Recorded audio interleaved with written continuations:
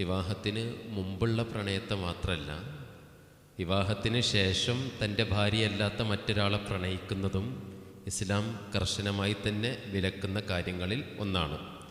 നമ്മൾ മനസ്സിലാക്കേണ്ട കാര്യങ്ങളിലൊന്ന്, പരിശുദ്ധ ഖുർആൻ അള്ളാഹുവിൻ്റെ യഥാർത്ഥരായ അടിമകളെക്കുറിച്ച് പറയുന്നിടത്ത് പറയുന്നൊരു കാര്യം, വല്ലദീനഹും ലി ഫുറൂജിഹിം ഹാഫിദൂൻ, അവർ അവരുടെ ലൈംഗിക അവയവങ്ങളെ, ലൈംഗിക ആവശ്യങ്ങളെ സൂക്ഷിക്കുന്നവരായിരിക്കും എന്നുള്ളതാണ്. അതായത് മറ്റൊരു ബന്ധത്തിലേക്ക് പോകുന്നില്ല. എന്നിട്ട് ഖുർആൻ അവിടെ പറയുന്നത് ഇല്ല അല അസ്വാജിഹിം, അവരുടെ ഇണകളുമായി മാത്രമാണ് അത്തരത്തിലുള്ള ഒരു ബന്ധത്തിലൂടെ പോകുന്നത്. പലപ്പോഴും പല ആളുകളും പറയാറുള്ളത് പ്രണയബന്ധമല്ലേ നല്ലത്. കാരണം വിവാഹം നമ്മൾ ആദ്യമായിട്ട് കാണുന്ന, അല്ലെങ്കിൽ കുറേ കാലം കഴിഞ്ഞിട്ട് കാണുന്ന ഒരാളുമായിട്ടാണ് വിവാഹ ആലോചന നടക്കുന്നത്. പക്ഷെ പ്രണയം ഒന്ന് ആലോചിച്ച് നോക്കൂ നിങ്ങൾ. അവിടെയും നമ്മൾ മുമ്പ് കണ്ടിട്ടുള്ള ആളെയല്ലല്ലോ പ്രണയിക്കുന്നത്, അതല്ലെങ്കിൽ കുറേ കാലം പരിചയപ്പെട്ടിട്ടുള്ള ആളുകളെയല്ലല്ലോ സ്വാഭാവികമായിട്ടും അത്തരത്തിലുള്ള പ്രണയത്തിലേക്ക് പോകുന്നത്. കാണുന്നു, അവരുടെ ഏതോ ഒരു ഭാഗം ഇഷ്ടപ്പെടുന്നു, അങ്ങനെയാണല്ലോ ഉണ്ടാവുക. കാണുന്നു, അവരുമായി ഇടപഴകുന്നു, അവരുടെ മുഴുവൻ ഭാഗങ്ങളും ഇഷ്ടപ്പെടാതെ അവരുടെ വ്യക്തിത്വത്തിൻ്റെ, അതല്ലെങ്കിൽ സൗന്ദര്യത്തിൻ്റെ, അതല്ലെങ്കിൽ മറ്റേതെങ്കിലും ഒരു ഘടകമാണെങ്കിലും അതിൻ്റെ ഏതെങ്കിലും ഒരു ഭാഗം നമ്മൾക്ക് ഇഷ്ടപ്പെടുന്നു. വിയോജിക്കാവുന്ന ധാരാളം മേഖലകളുണ്ടാകും. അതെല്ലാം ഈ ഒരു ഭാഗം നമുക്ക് ഇഷ്ടപ്പെട്ടു എന്നുള്ളത് കൊണ്ട് നമ്മൾ എന്ത് ചെയ്യുകയാണ്? മറക്കുകയാണ്, ഒഴിവാക്കുകയാണ്. അതോടൊപ്പം തന്നെ കുടുങ്ങിപ്പോകുന്നത് എവിടെയാണെന്ന് ചോദിച്ചു കഴിഞ്ഞാൽ അത് പ്രണയബന്ധത്തിൽ തന്നെയാണ്. പലപ്പോഴും അതിലേക്ക് ഇടപെട്ട് കഴിഞ്ഞാൽ പിന്നീട് തിരിച്ചു വരാൻ പറ്റാത്ത രീതിയിലേക്കാകും. ഇന്നത്തെ കാലഘട്ടം നോക്കും നിങ്ങൾ. ഒരു പെൺകുട്ടി ഒരു ആൺകുട്ടിയെ പ്രണയിച്ചു, കുറച്ചു കാലം പ്രണയിച്ചു, ഏതെങ്കിലും ഒരു വിയോജിപ്പിൻ്റെ പേരിൽ പിന്നെ തിരിച്ചു വന്നു കഴിഞ്ഞാൽ പറയും ഓനോളെ തേച്ചിട്ടുണ്ടെന്ന് പറയും. അത് വല്ലാത്തൊരു പ്രയാസമായിട്ടാണ് വരുന്നത്. അങ്ങനെ കുടുങ്ങിപ്പോകുന്ന ആളുകളുണ്ട്. അതോടൊപ്പം തന്നെ പ്രണയബന്ധത്തിൻ്റെ സമയത്ത് മിക്കവാറും അതിൻ്റെ ഏറ്റവും നല്ല ഭാഗങ്ങൾ മാത്രമേ നമ്മൾ മറ്റൊരാളുടെ മുമ്പിൽ പ്രകടിപ്പിക്കാൻ വേണ്ടി ശ്രമിക്കുകയുള്ളൂ. ഞാനൊരു സ്ത്രീയെ പ്രണയിക്കുന്നുണ്ടെങ്കിൽ എൻ്റെ ജീവിതത്തിൻ്റെ, എൻ്റെ സ്വഭാവത്തിൻ്റെ, അതല്ലെങ്കിൽ എൻ്റെ ഏതെങ്കിലും ഘടകങ്ങളുടെ നല്ല ഭാഗം മാത്രമേ മറ്റൊരാളെ കൊണ്ട് ആ അപ്പുറത്ത് നിൽക്കുന്ന സ്ത്രീയുടെ മുമ്പിൽ ഞാൻ പ്രകടിപ്പിക്കുകയുള്ളൂ. തെറ്റാണെങ്കിലും ഞാൻ ക്യൂട്ടായിട്ടേ തെറ്റുള്ളൂ. അങ്ങനെയാണല്ലോ പ്രണയബന്ധങ്ങളൊരു പ്രശ്നം ഉണ്ടാവുക. കാരണം എന്താണ്? എനിക്ക് വിയോജിപ്പുണ്ട്, പ്രശ്നങ്ങളുണ്ട്, പക്ഷേ ആ പ്രശ്നങ്ങൾ അറിയിക്കേണ്ടതുണ്ട്. എന്നാൽ വൈവാഹിക ജീവിതത്തിലേക്ക് വരുന്ന സമയത്ത് ഇതിൻ്റെ യഥാർത്ഥമായ രീതി നമുക്ക് മനസ്സിലാക്കാൻ സാധിക്കും.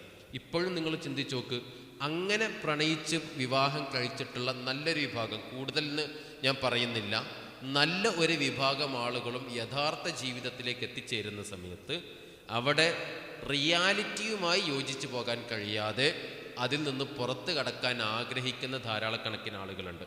അതോടൊപ്പം തന്നെ പല ആത്മഹത്യകളും ഇതുമായി ബന്ധപ്പെട്ട് നടക്കുന്നുണ്ട്.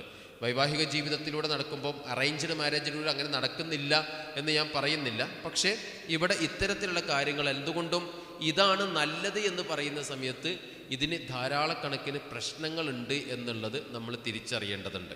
സ്ത്രീയുടെ, പുരുഷൻ്റെ, സമൂഹത്തിൻ്റെ സുരക്ഷിതത്വം മുന്നിൽ വെച്ചുകൊണ്ടാണ് ഇസ്ലാം എപ്പോഴും സംസാരിച്ചു കൊണ്ടിരിക്കുന്നത്, ഇസ്ലാം എപ്പോഴും നിയമങ്ങൾ വെച്ചുകൊണ്ടിരിക്കുന്നത് എന്നുള്ളത് നമ്മൾ കൃത്യമായി മനസ്സിലാക്കേണ്ട കാര്യമാണ്. അതുകൊണ്ട് തന്നെ വിവാഹപൂർവ ബന്ധങ്ങൾ, അതായത് വിവാഹത്തിന് മുമ്പോ വിവാഹത്തിന് ശേഷമോ ഉള്ള ബന്ധങ്ങളെ കഴിഞ്ഞ കുറച്ച് കാലഘട്ടങ്ങളായിട്ട് നിങ്ങൾ എടുത്തു നോക്കുക. പലപ്പോഴും മാധ്യമങ്ങളിൽ നിന്നും വല്ലാതെ ഹൈലൈറ്റ് ചെയ്യാതെ വരുന്ന സംഗതികളിലൊന്നാണ് വിവാഹപൂർവ്വ ബന്ധങ്ങളിലൂടെ, വിവാഹത്തിന് ശേഷം മറ്റൊരാളെ പ്രണയിച്ചതിലൂടെ നടന്നിട്ടുള്ള കൊലപാതകങ്ങളെക്കുറിച്ച് നമ്മളൊന്ന് എടുത്തു നോക്കിയാൽ മതി. ചെറുതൊന്നല്ല അതിൻ്റെ കണക്ക്, വലിയ കണക്ക് തന്നെയാണ് വരുന്നത്. ഒന്നുകിൽ ഭാര്യ കൊല്ലപ്പെടുന്നു, അതല്ലെങ്കിൽ കാമുകി കൊല്ലപ്പെടുന്നു. ഈ അവസ്ഥയിലേക്ക് സംഗതി പോകുന്നുണ്ട്. ഇത് സമൂഹത്തിൻ്റെ സുരക്ഷിതത്വത്തെ വളരെ കൃത്യമായി ബാധിക്കുന്ന കാര്യങ്ങളിൽ ഒന്നാണ് എന്ന് നമ്മൾ തിരിച്ചറിയേണ്ടതുണ്ട്. അടുത്തൊരു ചോദ്യം ചോദിച്ചിട്ടുള്ളത്, ഈ സിനിമകൾ, അതല്ലെങ്കിൽ സോഷ്യൽ മീഡിയകൾ എത്രത്തോളം ഇതിന് സ്വാധീനം ചെലുത്തുന്നുണ്ട് എന്നുള്ളതാണ്. സിനിമകളും സോഷ്യൽ മീഡിയയുമൊക്കെ പ്രണയബന്ധമാണ് നല്ലത് എന്നുള്ള രീതിയിൽ നല്ല രീതിയിലുള്ള സ്വാധീനം ചെലുത്തുന്നുണ്ട്. ഒരു വിശ്വാസി എന്നുള്ള നിലയിൽ നമ്മളെപ്പോഴും മനസ്സിലാക്കേണ്ടത്, പ്രവാചകൻ സല്ലല്ലാഹു അലൈഹി വസല്ലമയെ നമ്മൾ ഈ ഒരു മേഖലയിൽ മാതൃകയായി സ്വീകരിക്കേണ്ടതുണ്ട്. നബി സല്ലല്ലാഹു അലൈഹി വസല്ലമ എങ്ങനെയായിരുന്നു അദ്ദേഹത്തിൻ്റെ കുടുംബ ബന്ധത്തെ കെട്ടിപ്പടുത്തത്? അദ്ദേഹം സ്വഹാബത്തിനോട് ഏതൊരു രീതിയിലാണോ കെട്ടിപ്പടുത്തിട്ടുണ്ടായിരുന്നത്? ഇപ്പോൾ നോക്ക് നിങ്ങൾ, ഒരു ആൺകുട്ടിക്ക് ഒരു പെൺകുട്ടിയെ കണ്ട് ഇഷ്ടപ്പെട്ടു. ഇസ്ലാം മുന്നോട്ട് വെക്കുന്ന സ്റ്റെപ്പ് എന്താ? ഇസ്ലാം മുന്നോട്ട് വെക്കുന്ന സ്റ്റെപ്പ് അവർക്ക് ഹിത്തുബത്ത് നടത്തണം എന്നുള്ളത്. ഹിത്തുബത്ത് പറഞ്ഞു കഴിഞ്ഞാൽ അവർ പെണ്ണ് കണ്ട് അതിൻ്റേതായിട്ടുള്ള രീതിയിലൂടെ കടന്നു പോകേണ്ടത് എന്നുള്ളതാണ്.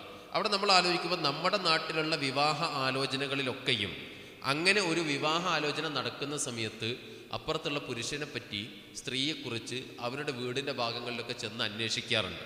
നിങ്ങളൊന്ന് ആലോചിച്ച് നോക്ക്, പ്രണയബന്ധങ്ങളിൽ ആരെങ്കിലും വീടിൻ്റെ ഒക്കെ അവിടെ പോയിട്ട് അവൻ്റെ സ്വഭാവം എങ്ങനെയാണോ അവളെ സ്വഭാവം എങ്ങനെയാണെന്നുള്ളത് ആരെങ്കിലും പോയി അന്വേഷിക്കാറുണ്ടോ?